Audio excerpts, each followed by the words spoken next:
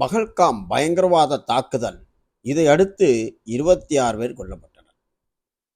இதனால் ஏற்பட்ட போர் பதட்டம் இந்தியா பாகிஸ்தான் ஆக்கிரமிப்பு செய்துள்ள காஷ்மீர் பகுதியில் உள்ள 9 தீவிரவாத பகுதிகளை ஏவுகணைகளை கொண்டு தாக்கியது. இதையடுத்து பதிலடி தருவோம் என்று பாகிஸ்தான் பிரதமர் கூறி வருகிறார். ஆனால் எங்கே எப்பொழுது என தெரிவிக்கவில்லை. ஆனால் பாகிஸ்தான் தமிழ்நாட்டை தாக்க முடியுமா?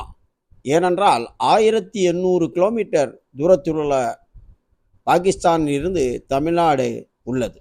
எனினும் பாகிஸ்தானிடம் 1800 முதல் 2500 கிலோமீட்டர் தூரத்தை தாக்கும் ஏவுகணைகள் உள்ளதால் தமிழ்நாட்டில் கல்பாக்கம், மீனம்பாக்கம், துறைமுகம் பகுதிகளை தாக்க முடியும் என கூறப்படுகிறது. அதனால்தான் அப்பகுதிகளில் போர் பாதுகாப்பு ஒத்திகை நடத்தப்பட்டது. ஆனால் இந்த ஏவுகணைகளை இடைமறித்து அளிக்கும் ரேடார் கருவிகள் இந்தியா வசம் உள்ளதால் எந்தவிதமான அபாயமும் இருக்காது என இராணுவ வட்டாரங்கள் தெரிவிக்கின்றன.